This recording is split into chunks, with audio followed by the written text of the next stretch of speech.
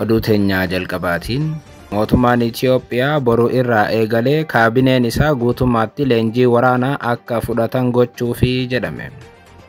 Dhimmi kun Oromiyaa irratti akka xiyyeeffate kan ibsame yoo ta'u, dhimmicha ilaalchisuun Jawaar Mohammad gammachuudhaan ergaa yoo dabarsu warrumti mootummaas ofiifuu deebi'ii qabu. Bal'inaan isin biraan geenya.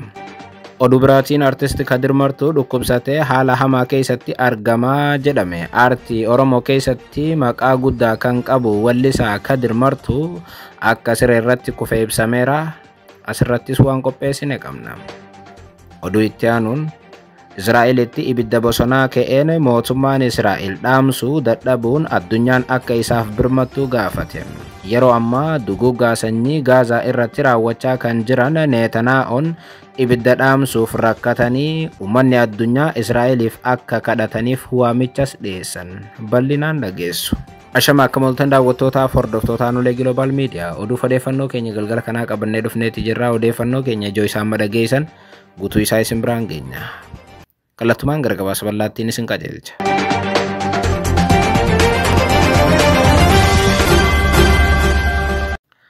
Oduu teenyaa jalqabaatiin mootummaan Itoophiyaa boruu irraa eegalee kaabineen isaa guutummaatti leenjii waraanaa akka fudhatan gochuufi jedhame.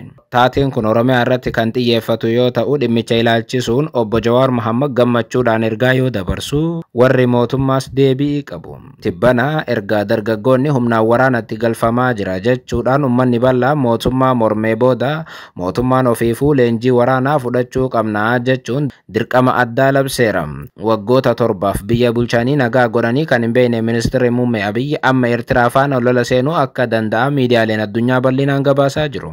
Keessumaa dhimma ulaa galaanaatiin wal qabatee haalli amma Itoophiyaa fi Eertiraa gidduu jiru waraana kaasuu akka danda'u pirezidaantiin duraanii Itoophiyaa Mulaatu Tashoomaas kaasuun ni yaadatama. Atakaaroo biyyoota lamaan jidduutti hammaate waraana keessootiin tarrakkatte Itoophiyaan amma immoo ijoollee ganna 18 illee hin guunne humnaan gara dirree waraanaatti galchaa jirti jedhame. Rafanii ka'uun abjuun Itoophiyaatti waraana qofa erga taatee bubbulteetti.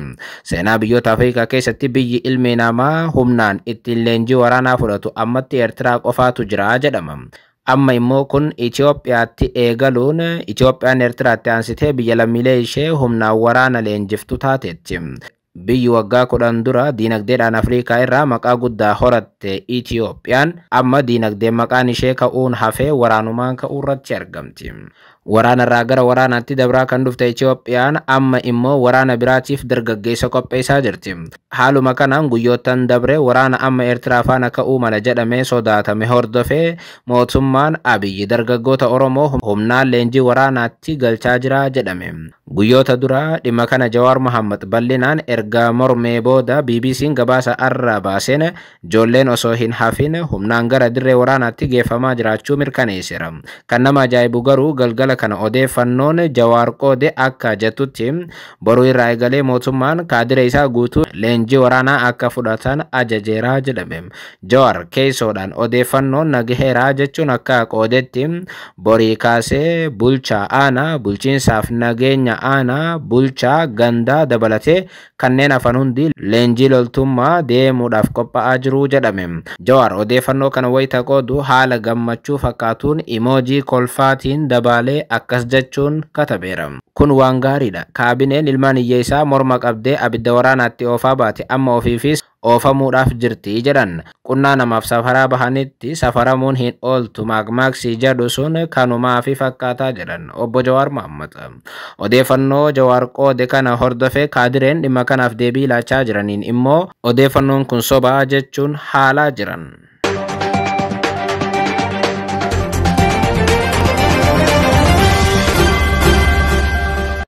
Oduu biraatiin artisti Kadir Martuu dhukkubsatee haala hamaa keessatti argamaa jedhame. Aartii Oromoo keessatti maqaa guddaa kan qabu Kadir Martuu akka siree irratti kufe ibsameera. Yeroo baay'ee miidhama isaanii dhokfachuudhaan kan beekaman wallisaa Kadir Martuu hedduu dhukkubsatee haala hamaa keessatti akka argamu ibsameera. Hiriyyaan wallisaa kana akka himetti artistii kana viidiyoodhaan dubbisee ilaalee rifadhee jedhan. Kadir Martuu dhukkubsatee haala hamaa keessatti akka argamu namni kun kaasee suuraalee kaasanii feesbuukii gubbatti maxxansuu akka hin barbaanne kadirnutti dhaammateeraa jedhama. Artistiin dhukkubsatan obsan miidhama isaanii dhoofatan kun amma isa dhumaa uummata Oromoo akka isaaf birmatu waamicha dhiyeessee jira jedhame.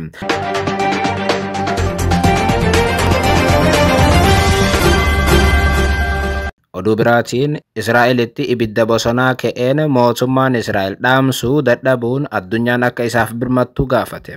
Yeroo ammaa duguuggaa sanyii Gaazaa irratti raawwachaa kan jiran Netanyaa'oon ibidda dhaamsuuf rakkate uummanni addunyaa irratti argamu akka isaaniif kadhatanis waamicha dhiyeessan.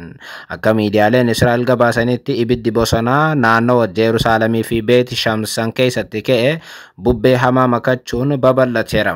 Ibiddi hammaate kunis namoota baqatanii naannoo sana gadhiisuu barbaadan akka hin baqanneef karaa itti cufeera.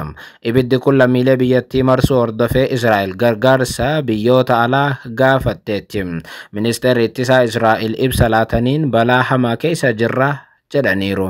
Ibiddi bosonaa Israa'elitti ka'e kun sa'a muraasa gidduutti haalaan kan babal'ate yoo ta'u daandii guddicha Teel Aviv fi Yerusaalem walitti fidu cufuu danda'eera. Hunda caalaa balaan ibiddaa kun guyyaa yaadannoo Israa'el irratti raawwatamuun addunyaa gubbatti ijoo dubbii akka ta'u godheera. Viidiyoolee miidiyaa hawaasaa gubbatti qoodaman akka agarsiisanitti waraanni biyyattii uummata Israa'el balaa ibiddaa jalaa osoo baraaruudhaaf yaalanii ni mul'atu. Namoonni gurguddaan daa'imman qabatanii ibidda jalaa osoo dheessuudhaaf daandii gubbaa fiiganis ni mul'atu. Kaan isaanii konkolaataa qaban hunda gatanii fiigaa turan. Akka aangoonni Israa'el jedhanitti naannoo balaan ibiddaa kun itti dhaqqabe keessaa gandoonni 6 guutummaatti hawaasni akka buqqa'u dirqameera. Ministeerri ittisaa biyyattii Israa'el Katz akka jedhanitti yeroo balaa biyyaalessaa keessa jirra. Humna waraanaa dabalatee qaamni dhimmi ilaallatu hundi lubbuu namaa baraaruudhaaf fi ibiddicha to'achuudhaaf bobba'uu qabu jedhan. Jerusalem Post akka gabaasetti gareewwan 120 ta'an akkasumas immoo xiyyaarotaa fi helikopteroonni 12 waliigala kan ibidda dhaamsan bobbaafamaniiru.